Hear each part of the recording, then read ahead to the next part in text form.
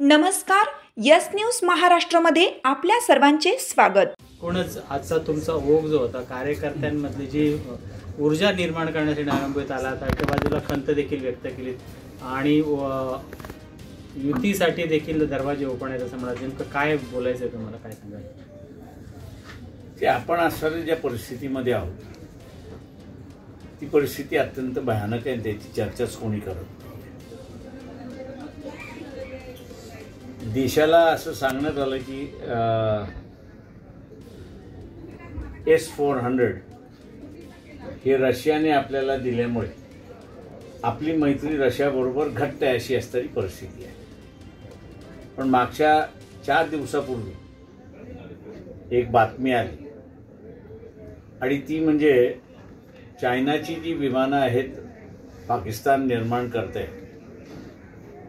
JC-10, त्याला असणारं engine जे आहे ते रशिया पुरवणार आहे तशी असणारी परिस्थिती आहे। भारताने रशियाला विनंती केली की तुम्ही असणारे हे पुरवू नका, पण तरीही भारताचं विरोध बाजूला सारून पाकिस्तान बरोबर त्यांनी असणारं समझोता केला अशी असणारी परिस्थिती आहे। हे जे भारतीय जनता पक्षाचं सरकार आज आहे, RSS भारतीय जनता पक्षाचं सरकार आहे, यांच्या कूटनीतीमुळे भारताबरोबर एकही मित्र राहिलेला नाही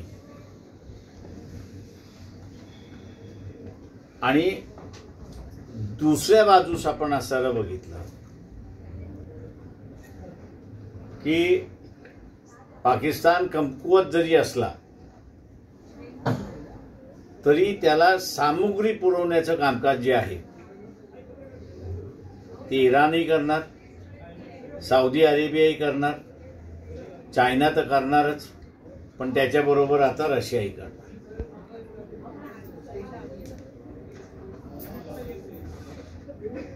आता ही सगळी बाब जी आहे ही अत्यंत गंभीर आहे असं मी त्या ठिकाणी म्हणतोय। आणि दुसऱ्या बाजूला आर्मी चीफ 3 वेळा मागच्या 3 महिन्यामध्ये त्यांनी असं म्हटलंय की नजीकच्या काळामध्ये मोठं युद्ध आपल्याला सामोरे जावं लागेल।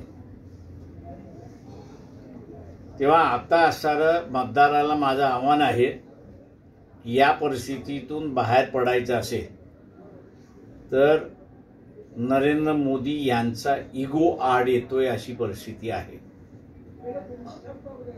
देशाला प्राधान्य देण्यापेक्षा नरेंद्र मोदी मी विश्वगुरु आहे अशाच आवेशामध्ये वागत असल्यामुळे संबंध सगळ्यांशी बिघडत चाललेत अशी परिस्थिती आहे। त्याच्यामुळे आम्ही असा प्रयत्न आमचा चाललाय की ह्या खालच्या निवडणुकीपासून नरेंद्र मोदी ह्याला टाटा बाय बाय झाला पाहिजे। वाटतं तुम्हाला काँग्रेसला देखील एक समज दिली आहे, काय म्हणाले अशातून ते असं एक असं आहे की मी काँग्रेसला ब्लॅकमेल करू शकतो, अजूनपर्यंत केलेलं नाही, पण तेही करेल। गेल्या 40 वर्षाच्या राजकारणामधला माझ्या एवढा ज्याला म्हणता येईल बिना रागारलेला आणि केंद्रीय राजकीय सत्तेमध्ये असलेला व्यक्ती मोदीने माझ्या विरोधात 3दा 9 एजन्सीज लावल्या की काहीतरी मिळावं, पण माझं असणारं मी म्हणेन की लोकांनीच मला पोचल्यामुळे त्यांच्या हाताला काहीच लागलं आणि मला काही लागलंच नाही, त्याच्यामुळे लोकच देत असल्यामुळे।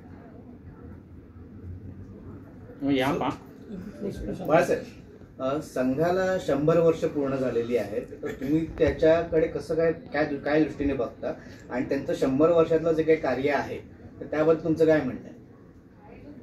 त्यांनी इथे असणारा मनुवाद आणि त्याच्याच बरोबर सनातनवाद हा पूर्णपणे पसरवला, वाढवला आणि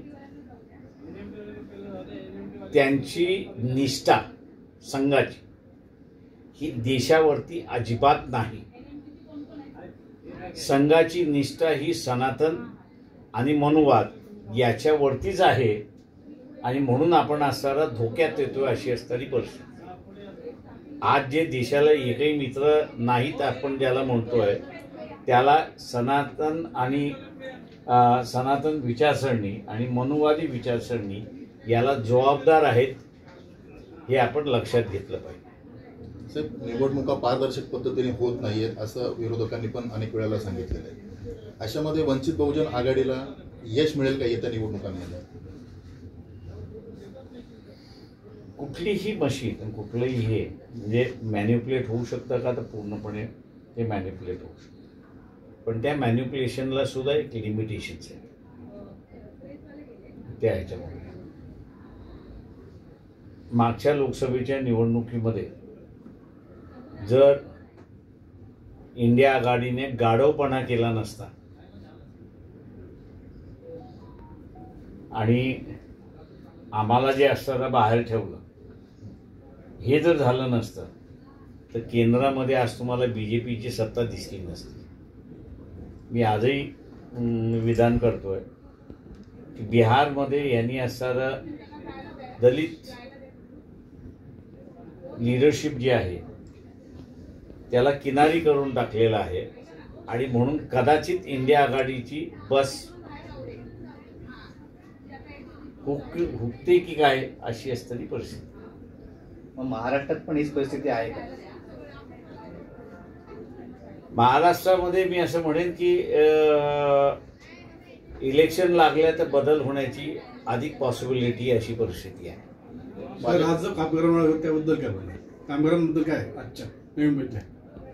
ते मी एवढंच म्हणणार आहे त्याच्यामध्ये की चतुर्थ श्रेणी कामगार जो आहे की ज्याच्यामध्ये कॉन्ट्रॅक्ट लेबर ॲक्ट आहे, त्या कॉन्ट्रॅक्ट लेबर ॲक्टमध्ये तुम्ही कुठली कामं कॉन्ट्रॅक्टवरती देऊ शकता आणि कुठली कामं तुम्ही देऊ शकत नाही याचं एक क्लिअर डिफाईन करण्यात आलेलं आहे.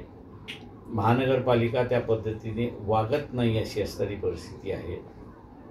तेव्हा ह्या महानगरपालिकेमध्ये वंचितचे काही प्रतिनिधी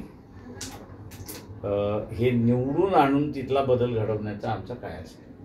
भाजपने सर्वेकडे मुख्य महानगरपालिकांवर भाजपचाच महापौर बसल्याचा दावा केलेला आहे.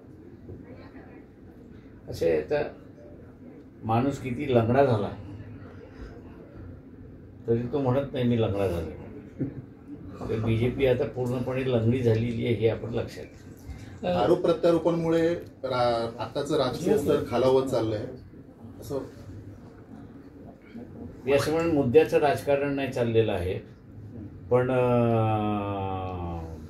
येणारे जाणारे जे आहेत सगळे हे हा चोर या पक्षातून त्या चोराच्या पक्षामध्ये चाललाय, त्या चोराच्या पक्षातून या पक्षाच्या चोरामध्ये चाललेलं एवढंच फक्त सर. आता आणि त्याला असं एंटरटेनमेंट म्हणून लोक आता ट्रीट करतात. सगळेच पक्ष स्वतंत्र लढतील असं एकूणच चित्र तुम्ही निरीक्षणात तुमच्या दिसतंय.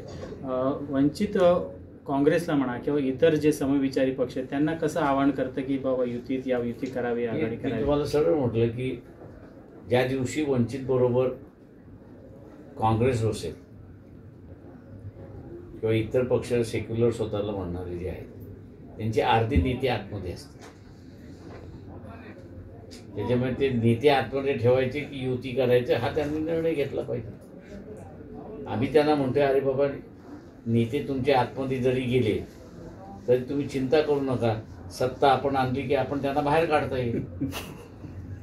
त्या भीतीपोटीच होत नाहीये असं. याच भीतीपोटी ते असणारं हे आहे.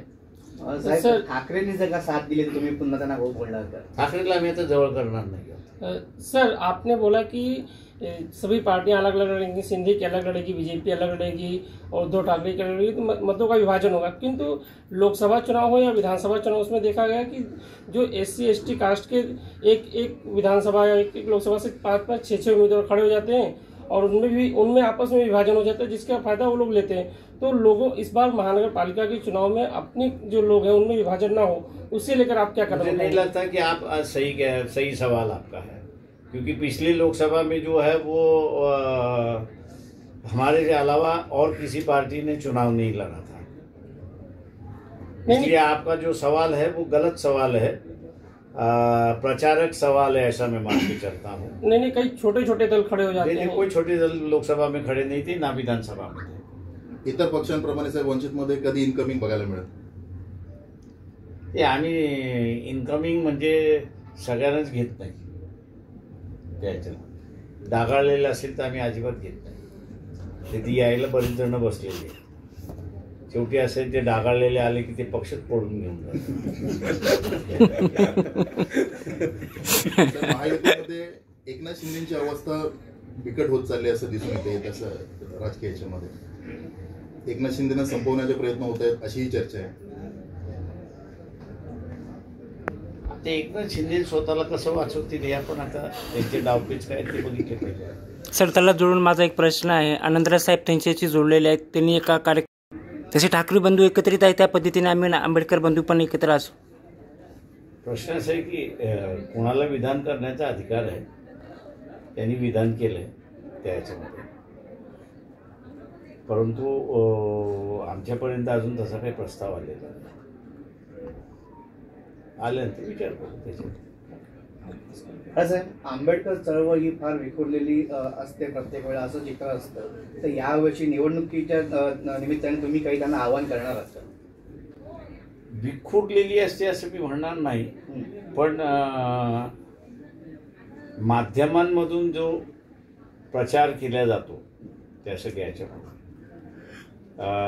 त्याचा तो बळी होतो हे निश्चित आहे. आणि यावेळेस त्या प्रचाराला तो बळी पडेल असं आम्हाला दिसत नाही आहे. त्याचं कारण की ज्यांनी त्यांचा वापर करण्याचा प्रयत्न केला ते लक्षात आलं की तेच BJP बरोबर बसले तशी परिस्थिती आहे. शेतकऱ्यांचा जो अन्याय झालेला आहे, पावसावर पूर परिस्थिती आहे, त्याबद्दल BJP नकारात्मक आहे. त्यांच्यामध्ये तो हे नाही असं म्हणता येत नाही. नेमकं काय उदास वाटतंय तुम्हाला राज्य सरकारला? गोलवलकरांचं जे काही थिअरी आहे त्या थिअरीमध्ये हेल्प हा जो इंग्रजी शब्द आहे, मदत हा जो मराठी शब्द आहे, त्यांना सक्त विरोधात आहे. आणि ते सक्त विरोधात असल्यामुळे कुठेही मदत त्यांनी दिलेली नाही.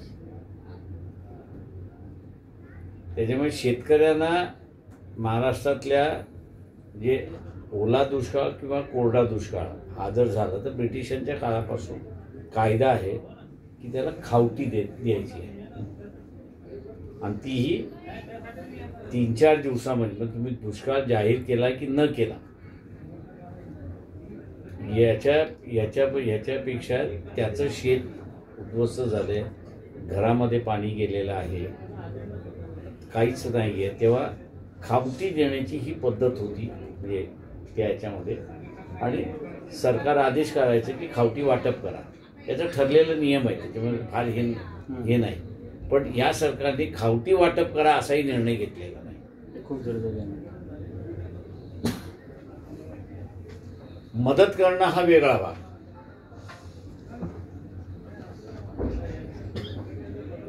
कामगार मेळाव्या संदर्भात आता नवी मुंबई महापालिकेमध्ये अनेक कामगारांचे पगार थकलेले आहेत, त्यांना व्यवस्थित पगार मिळत नाहीये.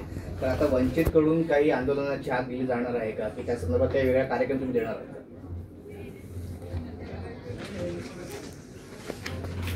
नाही, तर लोकल लिडरशिप जी आहे तो निर्णय घेते. हाक तुमची साथ आमची. यस न्यूज महाराष्ट्र चॅनलला लाईक करा व सबस्क्राईब करायला विसरू नका.